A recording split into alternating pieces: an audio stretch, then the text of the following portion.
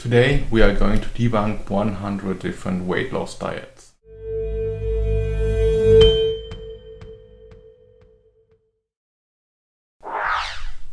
Hello and welcome to another video. Today it's about weight loss diets. I saw this article a couple of days ago and has this really interesting headline. Which one of these 100 diets could help you lose weight, and had a look at it and realized that this could be quite confusing for many people, so I thought I make a video about it. I haven't looked at the article completely, I just skimmed over it a bit to have an idea. So here it is from parade.com. I really don't recall how I ended up here, but I saw it, and it's for everyone who is confused about this, how to lose weight. They give apparently 100 different diets. So here we are. It pretty much starts out with low carb diets. You have the Atkins diet, and the way they put it, they have basically the diet, what it's about, what is good about it, what could be bad about it. And the Atkins diet is a phased diet, which is it's a keto diet, so it means it's high fat, low to moderate protein, and basically no carbs. The further you progress through the phases, the more carbohydrates you might be able to reintroduce. But it's a very restrictive diet. Could be difficult to do this the long term if you are not really into this kind of eating, because it's really a lot of fat and only a little bit of protein, and even many interesting fat sources contain carbs like nuts, to a limited amount, also avocado. So you might not really feel very excited about this, but yeah, it's a common low carb diet. One of the next things you have is the Whole30 Diet. It's really, it has no business being part of this whole 100 diets list, because it's not meant to be a sustainable diet. It's not meant to be used to lose weight. What it's actually meant to do is, for 30 days you pull out many probably problematic foods, mainly highly processed and refined items in your diet. Don't substitute them with some fancy treat, but actually, have whole foods, somewhat let's say a natural balanced diet, and see how you feel while doing this. And once you're done the 30 days, you basically check one after another item if you actually like it. So you introduce whatever it might be, your favorite treat, your cake, alcohol, and whatnot, and then you have this before and after comparison to see, hey, do I actually feel good while having X, Y, and Z, and make out of this elimination diet, you create basically your new lifestyle diet. So it has really no business as being a weight loss diet. It doesn't really seem like they know that much about what they're doing here. Then you have your Paleo Diet, which is basically cutting out many of the processed foods, or basically everything that's processed is being cut out, including also potential foods that might cause some irritation to people, like dairy or grains and legumes. That can work for many people. It's not that difficult.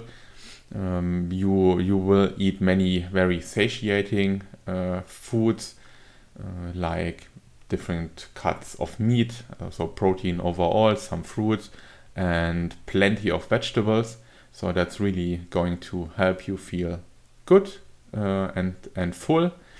Then they consider the risk of low fiber a concern or a drawback, and that you might not get certain nutrients, which I find a bit weird, because you can get everything that you need out of this. I don't see where you might have a concern of having low fiber if you still eat a lot of vegetables. I mean, that's basically just fiber.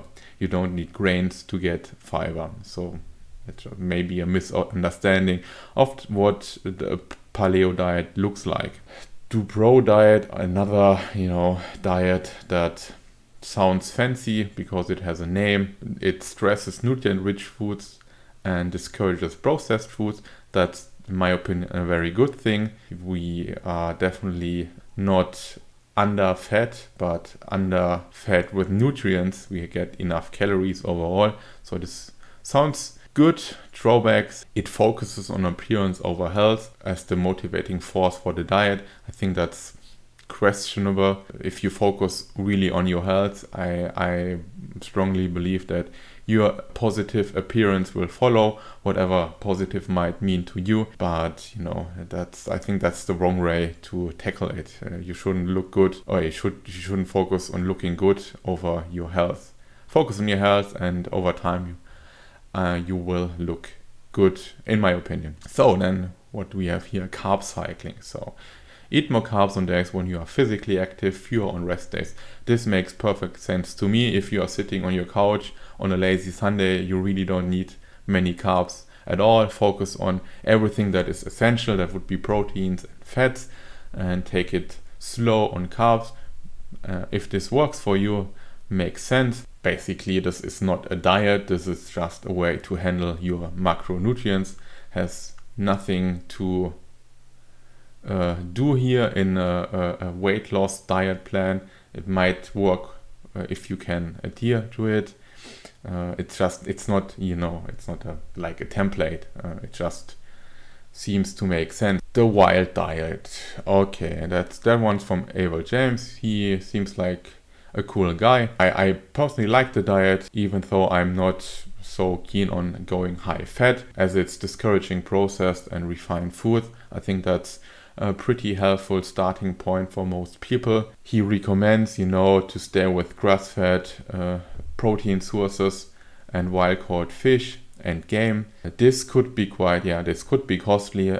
Then again, if you think this diet could work for you, if you could see yourself doing this for a long time, 5 years, 10 years, your whole life, do it. Buy the meat and fish you can afford. Nourish and Glow.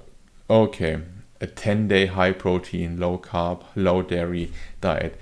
Whenever, in my opinion, you see a diet that promises you any kind of results in X days, you better turn around and run, because that's not a way to lose weight. This is just some weird gimmick from some probably celebrity or fitness influencer who's trying to sell you something for quick wins.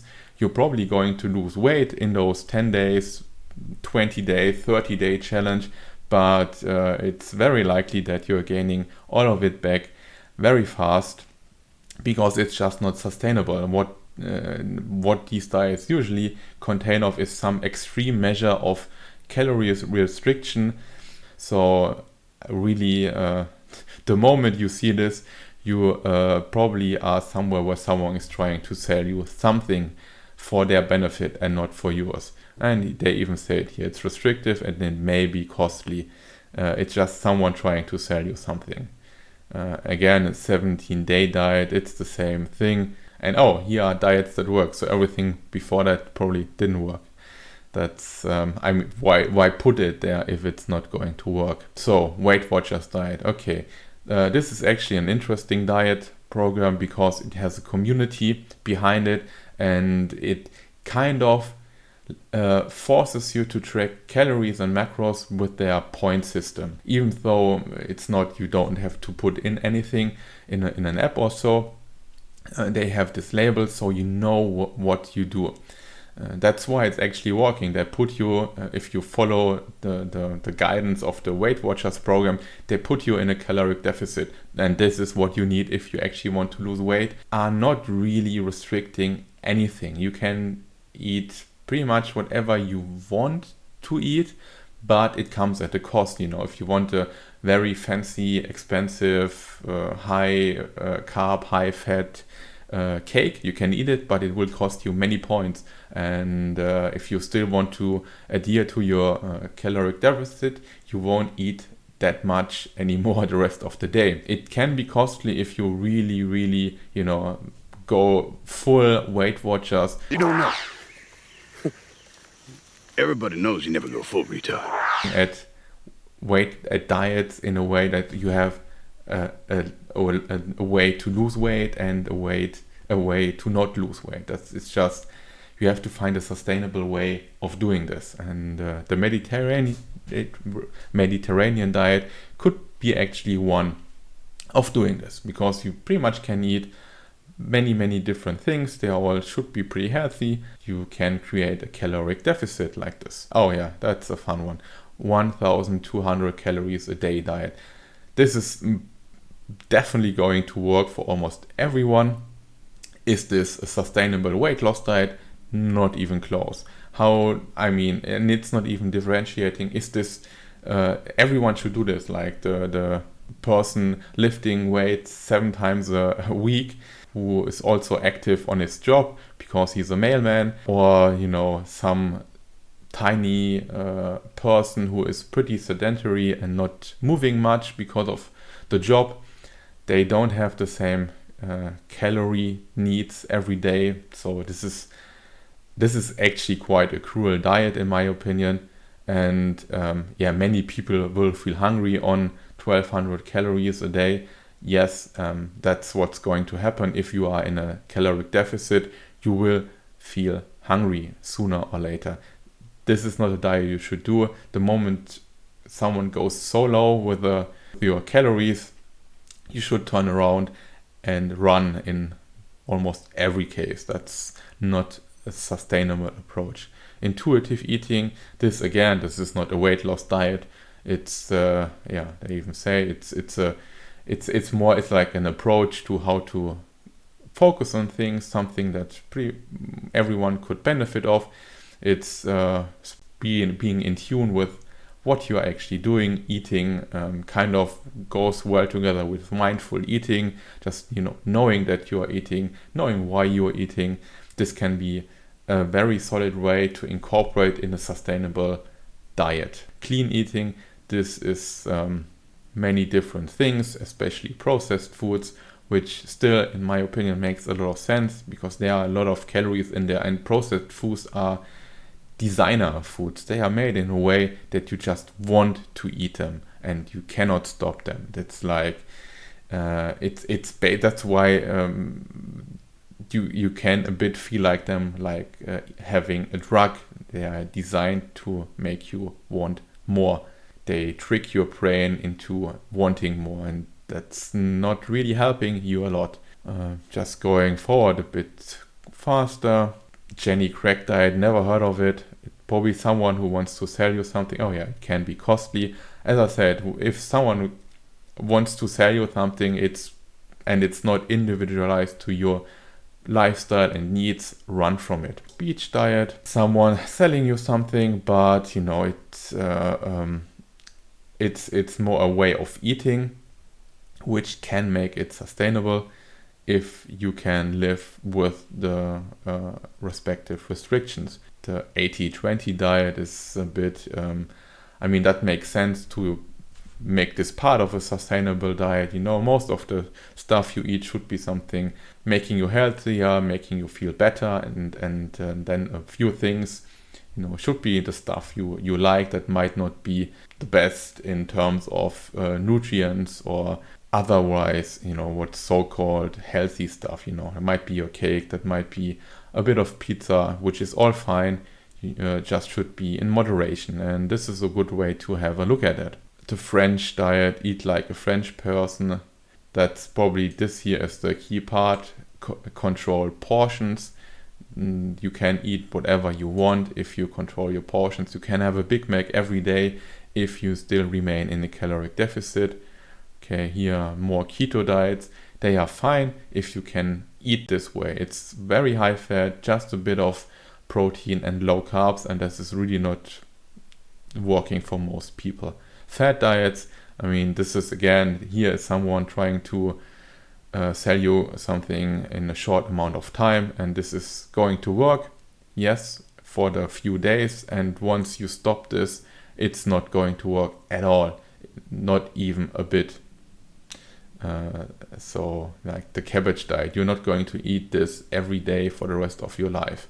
For 1 week, and okay, then what happens on day 8? You gain weight again. So stay away from this really weird diet that just focus on one thing for a short amount of time. It's not going to work. Fasting is not a weight loss diet. It can help you create a deficit. The same goes with 1 meal a day. It makes it easier for many people to create a deficit. If a diet has the word cleanse or detox, run. That's not going to help. The vertical diet, that's pretty fun one. It focuses on it's more a performance-based diet. You can eat because this is something that athletes might do. They need a certain amount of protein and fats and carbs, and they might need to eat a lot. I have been doing this every now and then, depending on how much I was training, and it's really something that works well. You focus basically on things you can digest easily. So instead of having a lot of potatoes, you eat rice. It's just easier for the body because it's less volume in terms of carbs. In red meat, you have plenty of micronutrients. Can be a bit boring because you tend to eat the same stuff over and over again, but it works for me. So that's the thing. So I didn't go through every single one of these 100 diets. To be honest, I didn't even count it, so no idea if it actually were 100. But that's not the point. The point was to go through them, and that's what I did in a shortened manner. So I hope this just gives you a basic idea about what to do about all of this, and it's not about telling you, this is not about starting a debate about which diet is the best and which one is the worst, but basically showing you that most of these diets just are not sustainable at all because they focus on the wrong thing by being very extreme in one form or another. So that's just my take on this. So what do we make out of this? The key part to understand here is that all of these diets have one thing in common. They don't really focus on what's important in many cases, and that's they don't make a difference between losing weight and losing fat. To be honest, you probably don't want to lose weight. I'm pretty sure if you are going on a caloric deficit, you want to lose fat, which is fine. And in my opinion, most of these diets just focus on losing weight quickly, like stop eating most of what you are eating and buy my supplement, and then you're good to go. You're going to lose a lot of water weight because most of them cut carbs, which bind a lot of water. Some of them even cut out sodium, so you might lose some water there too. That's pretty easy way to lose weight but not lose fat. And the moment you reintroduce your normal way of eating, it didn't really help. You're having this yo-yo rebound effect, and it's probably going to be worse, and you're feeling bad about yourself because it didn't work. But what they're really doing is setting you up for failure, so that you are jumping on the next fad diet, the next cabbage soup diet, the next buy my supplement and only eat 500 calories a day diet. What you really want to focus on, in my opinion, is find a way to sustainably lose weight. So whenever you look at a diet protocol, look at it and ask yourself, could I do this for the next 20 years? And if the answer is no, it's probably not going to work for you. Find what works for you. There could be many ways of doing this. For starters, you could, try to see where you actually get your calories from. So track them for a week or a month. Don't obsess about it. Just get an idea and look, okay, I'm eating this. This has so many calories. Get an idea, where is everything coming from?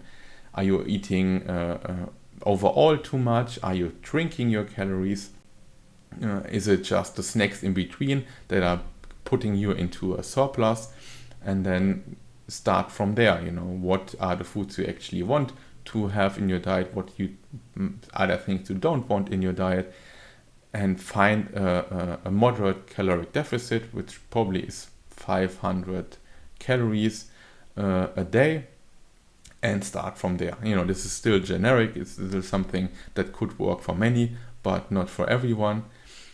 But really individualize this. Don't take some cookie cutter thing that some influencer told you to do and run with it, because they're just selling you a product. And your diet is your lifestyle. This is what you do every day for the rest of your life. So you should still have all the things you like, just in moderation, maybe less often. So I'm a big fan of pizza, and I still have it sometimes more often, sometimes less often. But I'm not going to cut it out of my life entirely, because I just don't see any need. And you can manipulate your weight upwards and downwards accordingly. It's just this is a game of patience. It takes time to lose weight, and it's going to take you a lot longer than you think, to be honest. But that's not a fancy way of selling a product. It's not like, hey, do my stuff and lose 10 kilos in 30 days with my challenge, and it just costs you €100 or dollar. That's I'm not selling you here anything at all, just giving you my thoughts, and to be hopefully a little bit more information and food for thought about what these diets are basically doing. They're cutting calories, often in a way that is unsustainable and ridiculous. And for many times, like with the Mediterranean diet, we say, well, this is not a weight loss diet. That's probably why it's going to work in the long run, because this is a way of eating you can do for the rest of your life. It's just, this is very individual, and you have to find your diet, which is not cookie cutter. So I hope this helps. Let me know in the comments if you have any thoughts, any ideas, any requests. If you like this kind of content, please let me know too. Hit the like button, this would really help. Subscribe for more videos, and until then,